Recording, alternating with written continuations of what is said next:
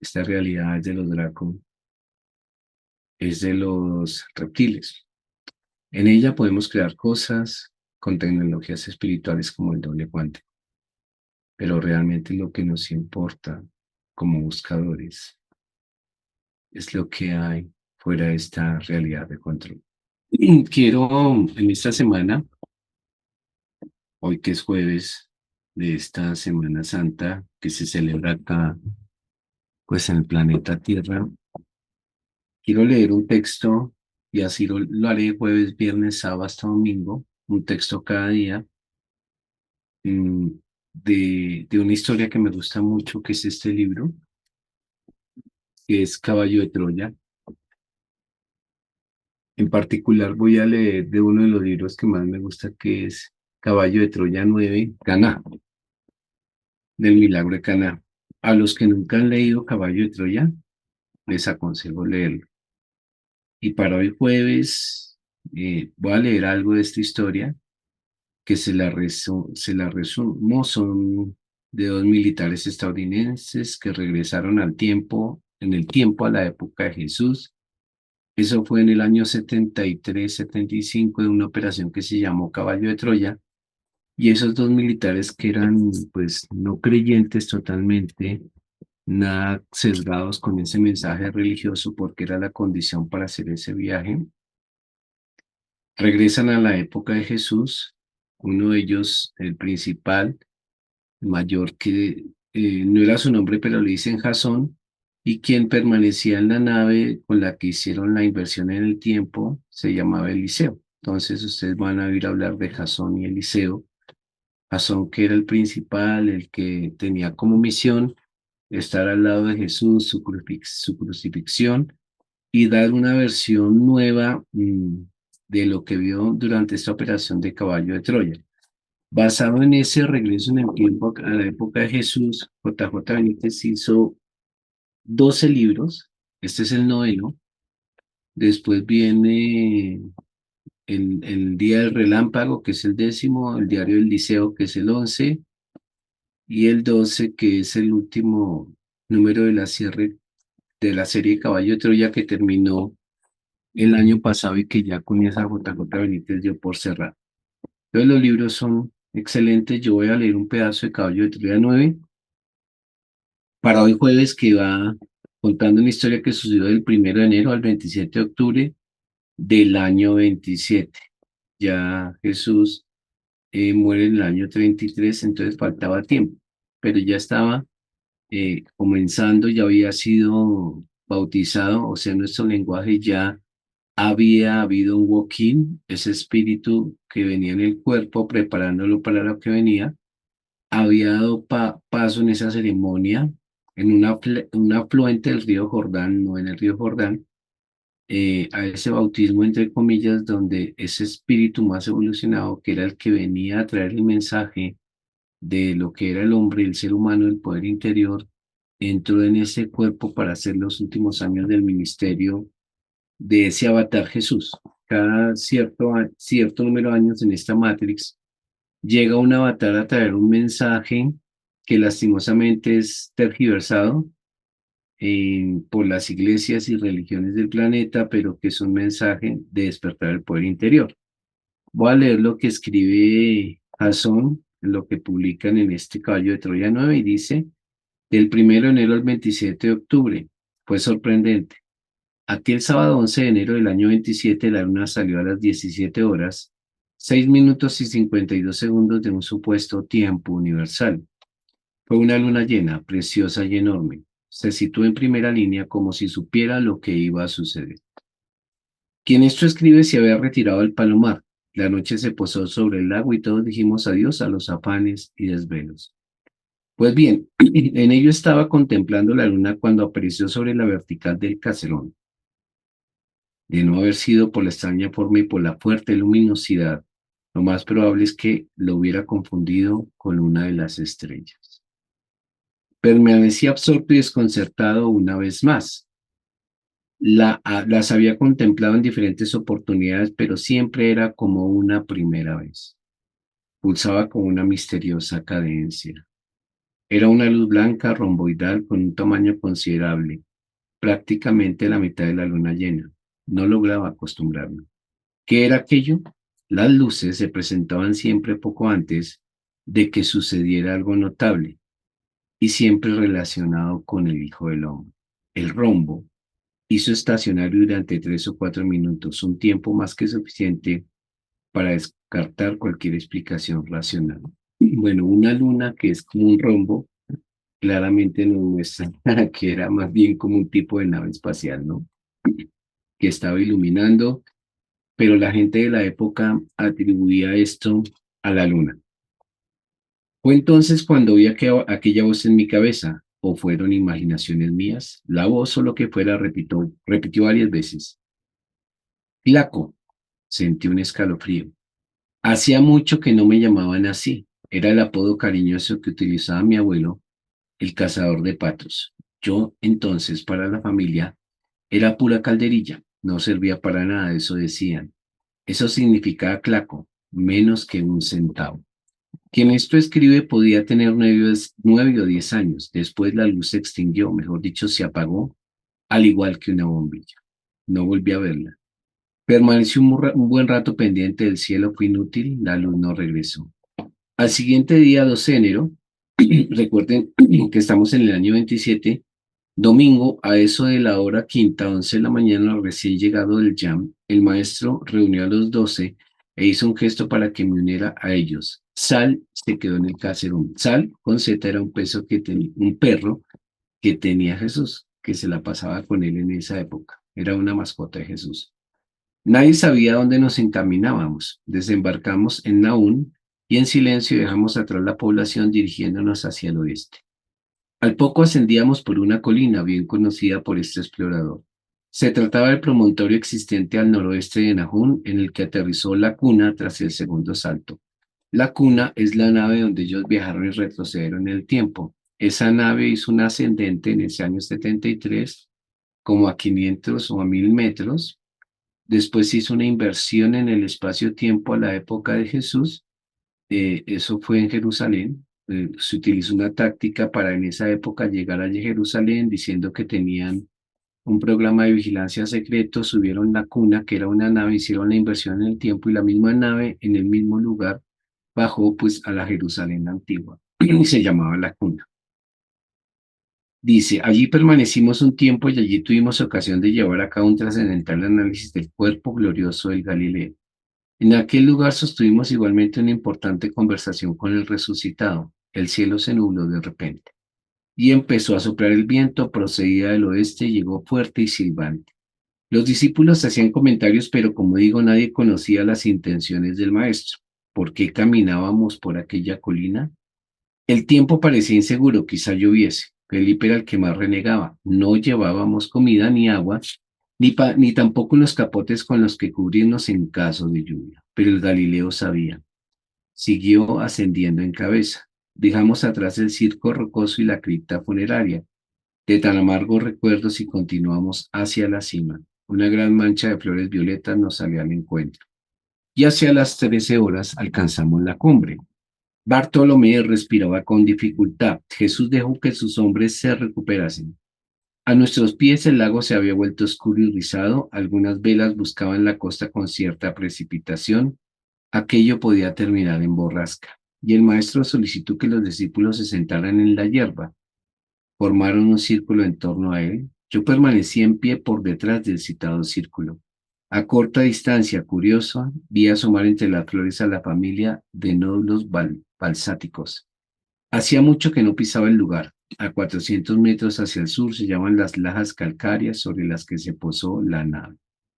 El maestro esperó unos segundos. El viento agitaba la túnica blanca, la temperatura había descendido. Nos cubrimos con los mantos, el Galileo portaba el de siempre, el ropón color vino. Miró a los discípulos uno por uno y lo hizo con especial ternura. Yo también recibí el regalo de aquella mirada, color miel. Los ojos color miel. Observé el cielo, las nubes densas no presagiaban nada bueno, no tardaría en llover. Felipe, sentado al lado de Andrés, susurró algo al oído del jefe. Este miró a lo alto y permaneció pensativo. Felipe parecía preocupado por la amenaza de lluvia. Finalmente, el Hijo del Hombre, apartando los cabellos del rostro, anunció: ha llegado la hora. Deseo proclamaros mis embajadores. Los íntimos se miraron unos a otros. Pedro sonrió, pero creo que no entendió el alcance de las palabras del Galileo. Y Jesús continuó: hermanos míos, ha llegado la hora del reino. Os he traído aquí para que sintáis de cerca la presencia de Abba. Así era como él llamaba a ese Dios que está fuera de esta realidad, que es el Dios del Espíritu, no el Dios que controla esta matrix. Me miró fugazmente: a partir de hoy seréis distintos. Quiero que proclaméis mi mensaje con fidelidad. Se detuvo unos segundos e insistió: quiero que proclaméis el mensaje del Padre con fidelidad, en especial cuando yo no esté. Olvidad los asuntos terrenales, olvidad las rivalidades, olvidad quién es más y quién es menos. Todos sois superiores a todos, no lo olvidéis, sois hijos de un Dios. Se detuvo de nuevo, también el viento se quedó quieto, expectante. Eso de que no soy más, que soy menos, es para ir contra un comportamiento de la gente del planeta. Este es un planeta em, eh, comandado, digámoslo así, de propiedad de los reptiles, de la raza de los Dráculos, los reptiles.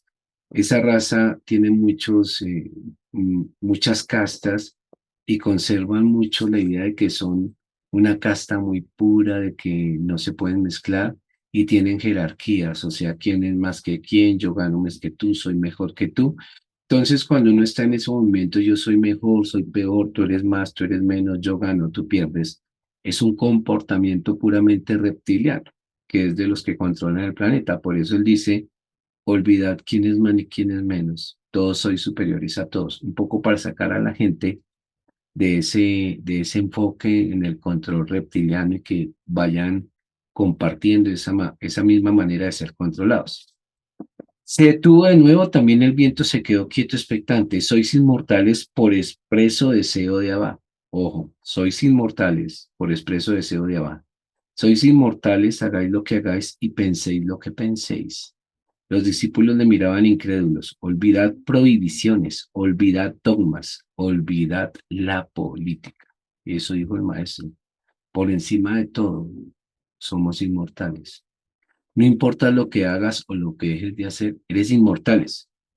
Olvídate de lo que te prohíben, eres inmortal, no pasa nada. Olvídate de seguir un dogma, no importa, eres inmortal. Olvídate de la política, de los acuerdos de la tierra, no importa, por encima de eso eres inmortal. Cruzamos otra mirada, yo sí comprendí. Olvidadme incluso, dice Jesús, olvidadme incluso. Fíjense la importancia. Incluso olvidadme a mí, que no es lo que dicen las religiones. Olvidad mi persona, si lo deseáis, pero no dejéis que el olvido ahogue el mensaje del Padre, del quien está fuera de esta realidad. Pero olvidadme a mí, o sea, yo no necesito que a mí me reconozcáis, dice él.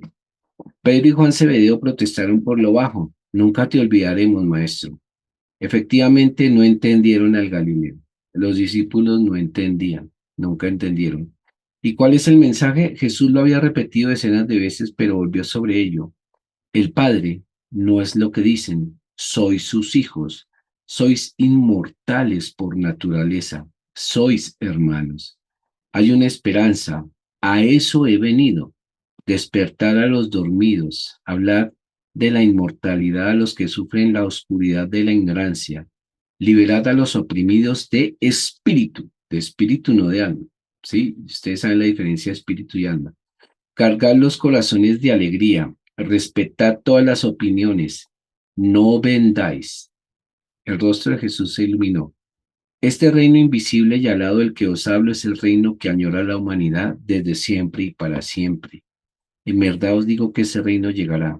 Vosotros ahora sois los primeros heraldos, no os apartéis de lo que predico. Ese reino invisible, ¿qué quiero decir? Que no era este reino, ni había que conquistar nada en un planeta de esta dimensión como la Matrix, ¿cierto? Está por fuera de esto. O sea, estamos en una realidad controlada, pero lo importante está por fuera de esta realidad. Pedro estalló. Nunca, Rabí, jamás nos apartaremos. Sonreí en mi interior, el maestro supongo también lo hizo. Pedro era así. Buscad el nuevo reino en vuestras mentes y el resto llegará por añadidura. Entonces el maestro habló de algo que dejó perplejos a los dos y para lo que no he hallado explicación. En verdad os digo que ese reino está tan cerca que uno de vosotros no morirá hasta que no lo haya visto. Por último hizo un nuevo anuncio de su muerte, pero ninguno captó el sentido de las palabras del Galileo. Y cuando me haya ido, difundid mi mensaje. Lo curioso de esa época, y lo mencionan acá en este libro, es que ninguno de los discípulos tomaba apuntes, nada, ni de lo que decía Jesús, porque ellos estaban enfocados era en un Mesías que quitara la opresión de la clase política, ¿sí? De los romanos específicamente, en un Mesías que fuera duro contra ellos, que les diera una victoria. Y así era Jesús, su madre, todos, esperando ese Mesías. Y él decía, mi reino no es de este mundo, pero muchos de los discípulos no lo reconocieron después cuando él murió, mucho tiempo después, tal vez a los 100 años, se empezaron a escribir los evangelios, pero ya había pasado mucho tiempo, ya se habían olvidado muchas cosas. Jesús guardó silencio, como diría, fue una especie de reconocimiento oficial de los discípulos. A partir de aquel domingo 12 de enero podían ser considerados como los representantes del Hijo del Hombre en la tierra, pero lamentablemente no tuvieron en cuenta sus palabras. Cuando el maestro murió, Pedro y una parte del grupo renegaron del mensaje y terminaron fundando una iglesia. Nunca, dijo Jesús, funden una iglesia. ¿Sí? El concepto de iglesia, como lo llamen, de cualquier religión católica, no sé, maometanos, cristianos, ese concepto de iglesia nunca lo promovió Jesús. ¿Sí? Al contrario, Pedro y una parte del grupo, desorientados sin conocer el mensaje, les dio por fundar lo que se llama iglesia. Pero esa en efecto es otra historia. Los discípulos seguían sentados e hicieron algunos tímidos comentarios entre ellos. No sabían de qué hablaba el rabí ni remotamente. Y una súbita idea me arrebató el lugar y el instante. ¿Quién de los dos era el segundo traidor? Inspeccioné a los íntimos, pero no supe y olvidé el asunto. Quizás se trataba de una bravuconada de Antipas. Calculo que nos hallábamos cerca de las 14 horas. Estaba a punto de asistir a una escena de especial emoción y, ¿cómo decirlo? Increíble. Pero antes sucedió algo que reflejó bien la distancia entre lo dicho por el Galileo y lo entendido por los discípulos. Eso siempre pasó. Lo que decía Jesús era difícilmente entendido por los discípulos. Felipe de pronto alzó la mano izquierda y preguntó, Maestro, ¿es posible que llueva? ¿Debo bajar a Nahum y conseguir capotes? Y añadió con timidez, lo digo por el dinero. Jesús sonrió complacido por el interés del intendente y respondió, cada discípulo tiene una misión en ese grupo. De momento no es necesario, pero Señor, puede que llueva, lo sé, ¿y no te preocupa? No, Felipe, el padre sabe. Felipe puso mala cara y comentó con Pedro, te digo que va a llover. A lo lejos, como si hubieran escuchado al voluntarioso Felipe, relampaguearon algunas culebrinas. El maestro prosiguió. Solicitó a los discípulos que se colocaran de rodillas y así lo hicieron. Acto seguido, en mitad de un sonoro silencio, elevó el rostro hacia las nubes, entornó los ojos y murmuró algo. Al tiempo que alzaba los brazos y presentaba las palmas de las manos, no alcancé a oír. Por un momento pensé en arrodillarme, no lo hice, solo era un observador. Instantes después, el Hijo del Hombre caminó hacia Judas Iscariote, colocó las manos sobre la cabeza de éste y sin tocar los cabellos, dejó que corrieran los segundos. El silencio siguió tronando. Algunos discípulos intrigados levantaron la vista con disimulo, contemplaron la escena y volvieron a bajar los ojos. Y el maestro empezó a cantar. Fue un cántico suave, melodioso y lleno de misterio, pero parte de lo que dijo está por descifrar. Cuando regrese, querido Judas, tu dignidad será restablecido. Perdón, dijo, cuando regrese, querido Judas, tu dignidad será restablecida. Un mensaje al que 5 años más adelante lo iba a traicionar. El Iscariote se removió inquieto, no comprendió, nadie entendió, yo tampoco. Entonces, el silencio siguió en pie de lo alto de la colina. Jesús, pues ya, ustedes saben que conocía todos los futuros positivos y negativos, los probables que iban a suceder. Jesús se dirigió a Tomás, situó las manos sobre la cabeza del discípulo y volvió a entonar un cántico al tiempo que dirigía los ojos al cielo. Cuando regrese, querido Tomás, tú serás el profeta. Después pasó al primero de los gemelos y volvió a cantar. Cuando regrese, querido Jacobo, tú serás. Cuarto discípulo, el segundo gemelo. Cuando regrese, querido Judas, tú anudarás los pactos. A continuación llegó al frente a Simón el celote y repitió la imposición de manos cantando. Cuando regrese, querido Simón, nada permanecerá oculto. Mateo fue el siguiente. Cuando regrese, querido Mateo, el mundo será del Padre. Seguía tronando en la lejanía. Inspeccioné la base de los cumulonimbus. Se aproximaban peligrosamente. Cuando regrese, querido Bartolomé, lo valioso flotará a simple vista. Y le tocó el turno al intendente. Cuando regrese, querido Felipe, habré vencido para siempre. Felipe no dejó escapar la ocasión, alzó la mirada y preguntó, ¿sigues pensando lo mismo? El maestro dudó y Felipe aclaró, te digo que va a llover. Jesús sonrió, acarició la calva del incombustible intendente y se dirigió al siguiente. Santiago de Cebedeo dejó hacer a su amigo. Jesús colocó las largas manos sobre la cabellera del hijo del trueno. Alzó la mirada hacia las nubes y volvió a sus cánticos. Una fuerte tronada se desplomó sobre la colina. No logré oír al Galileo y empezó a llover mansamente. Jesús permaneció con el rostro encarado a los cielos y el agua fue iluminándolo. Felipe movió la cabeza negativamente. El maestro no parecía tener prisa. Se desplazó hacia Juan Zebedeo y repitió la imposición. Esta vez sí oí. Cuando regrese, querido Juan, el mundo será anclado en la luz. Noté cómo el agua me empapaba. Y el rabí se colocó frente a Simón Pedro. Cuando regrese, querido Pedro, tú me precederás. Pero miró a su alrededor buscando que alguien le explicara. Nadie lo hizo. Nadie supo de qué hablaba el maestro. Y llegó frente a Andrés, situó las manos sobre la cabeza del primero de los seleccionados y cantó feliz. Cuando regrese, querido Andrés, no habrá palabras, ni tampoco explicaciones. Otro trueno me rodeó cerca. Y el maestro con las ropas y el cabello chorreante salió del círculo y se dirigió a quien esto escribe. Fue instantáneo, supe lo que iba a hacer. Me arrodillé e incliné la cabeza y el Galileo situó las manos muy cerca de mis blancos cabellos. Noté la energía que emanaba de aquel hombre y lo vi cantar con ímpetu. Cuando regreso, querido Malak, la noche se retirará y seré venerado como el divino. No sé explicar lo que sucedió, contaré simplemente lo que vi y lo que sentí. O sea, se lo hicieron a él a Jasón. En esos instantes, al finalizar el misterioso cántico, todo se volvió azul, la lluvia, la colina, las nubes, las ropas, los rostros. Pasó la lluvia.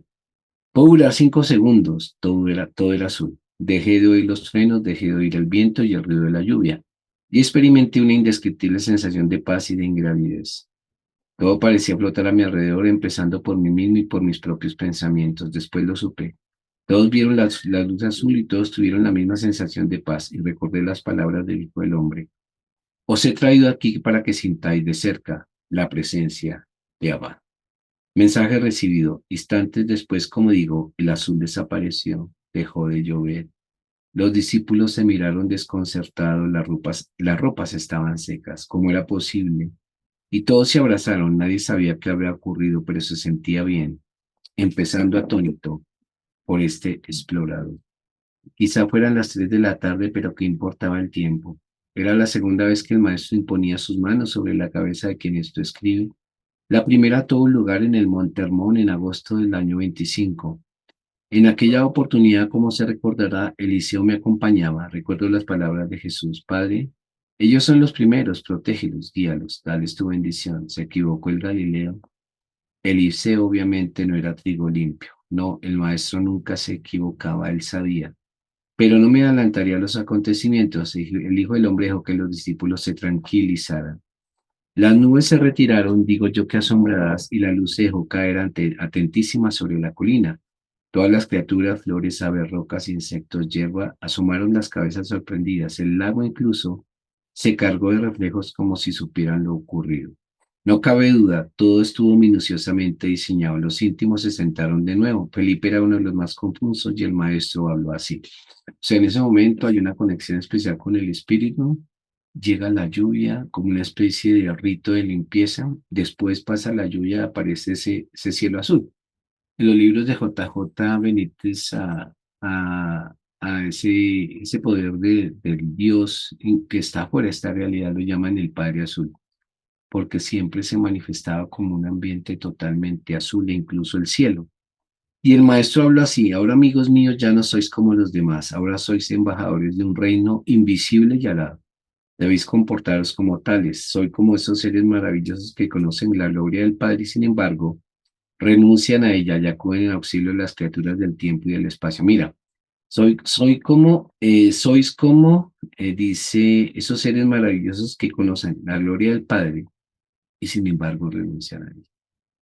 Quiere decir que si yo conozco la gloria del Padre, no tengo por qué andar pregonándolo. Renuncio a ella en beneficio de transmitir con el ejemplo eso a los demás. Quedé atónito. Jesús hablaba de los seres descendentes, uno de los temas de las conversaciones que no he revelado aún. Son unos tipos de seres que hablan en caballo de Troya, porque él habló de muchas cosas que lógicamente fueron eliminadas de la Biblia. Pues la Biblia fue escrita 100, 120 años después de la muerte. Muchas distorsiones. Me buscó con la mirada, hizo un guiño de complicidad. Seres descendentes, seres que lo tienen todo, que viven en la perfección y que no obstante aceptan descender a la materia para socorrer, aliviar y dirigir a muchos. Operación Misericordia, es decir, que un ser descendente es un ser que ya salió de esta matriz, de este mundo de control, como puede ser tú y yo, y a pesar de estar por este mundo de control, un día deciden, a pesar de que lo tienen todo, viven en perfección, como dice acá, aceptan descender a la materia para socorrer, aliviar y dirigir a muchos. Operación Misericordia. ¿Cuál es el peligro de descender? Pues quedar atrapado en esta matriz. Pero esos seres descendentes, que muchos están acá, vienen con el objetivo de entregar, pero nunca van a pregonar que son seres descendentes, que vienen de Dios. Nunca vas a escuchar un ser descendente hablar de eso. Ni siquiera puede que lo reconozcas, porque puede ser esa persona en tu edificio que limpia los pisos. ¿Sí? Porque tú te imaginas un ser vestido de blanco, pero no es así. Lo que importa es la misión de servicio acá. ¿Te acuerdas que cuando hablamos de eso yo decía que uno de los objetivos de esos seres pues eran venir a ayudar? Algún día tengo que relatar con detalle lo conversado con el Hijo del Hombre sobre el particular, pero sigamos con lo que importa. Por supuesto, los dos se seguían con las miradas extraviadas, no comprendían y el Señor continuó. Algunas de las cosas que estoy a punto de desvelaros os parecerán duras. Es la ley del nuevo reino, nada se consigue durmiendo. En breve os enviaré para que retiréis la venda de los ojos del mundo. Atended mi mensaje, fuera el miedo. El que hace la voluntad de Abba no volverá a caminar en tinieblas. Cuando encontréis a mis hijos afligidos, habladles con ánimo y decidles, bienaventurados los que saben leer el arco iris, porque ellos están en el camino. Bienaventurados los que son perseguidos por causa de su rectitud, porque de ellos es el reino de los cielos. Bienaventurados los que viven la soledad del alma, porque ellos han recorrido la mitad del camino. Bienaventurados los pacificadores, porque ellos serán llamados hijos de Dios. Bienaventurados los que no temen, porque ellos han hallado a Dios en su mente. Bienaventurados seréis cuando os maldigan y os persigan y digan toda clase de mal contra vosotros falsamente, porque grande será vuestra recompensa en el reino. Bienaventurados los que saben y cañan, porque ellos serán ensalzados algún día. Bienaventurados los misericordiosos, porque ellos obtendrán misericordia. Bienaventurados los que eligen nacer en la imperfección, porque ellos serán doblemente recompensados. Bienaventurados los que sufren el luto, porque ellos serán consolados. Bienaventurados los buscadores de la verdad, aunque no la encuentren, porque ellos serán recompensados con la búsqueda. Bienaventurados los que lloran, porque ellos recibirán el Espíritu. Bienaventurados los que no buscan felicidad, porque ellos serán hallados por la felicidad. Bienaventurados los limpios de corazón, porque ellos verán a Dios mucho antes. Bienaventurados los que no mienten, porque a ellos no les importa que los engañen. Bienaventurados los mansos, porque ellos recibirán la tierra como heredad. Bienaventurados los que se entregan a la voluntad de Abba, porque habrán encontrado la verdad. La voluntad del Padre de Abba es el mejor futuro. Bienaventurados los que tienen hambre y sed de rectitud, porque ellos serán saciados. Bienaventurados los que se aman a sí mismos, porque habrán empezado a amar a los demás. Pero fíjense, aquí dicen primero los que se aman a sí mismos, porque habrán empezado a amar a los demás. No es primero amar a los demás y después a mí. Todo comienza por amarme a mí mismo. Bienaventurados los humildes y los pobres de espíritu, porque ellos son los tesoros del reino. Bienaventurados los que desaprenden, porque ellos renacen. Los que desaprenden. Oírle era una delicia. Muchas de aquellas bienaventuranzas no figuran en los textos evangélicos. Pero ¿de qué me extrañaba? Bueno, voy a dejar hoy jueves por ahí para que te lleves ese mensaje de este libro Caballo de Troya, para que comprendas o empieces a comprender un poco la conexión con el espíritu, la conexión con esa realidad que está fuera de esta Matrix, que se consigue de esa fuerza del corazón que es el poder interior y que no tiene nada que ver con esta realidad, con crear cosas acá ni nada por el estilo. Esta realidad es de los Draco, es de los reptiles. En ella podemos crear cosas con tecnologías espirituales como el doble cuántico, pero realmente lo que nos importa como buscadores es lo que hay fuera de esta realidad de control.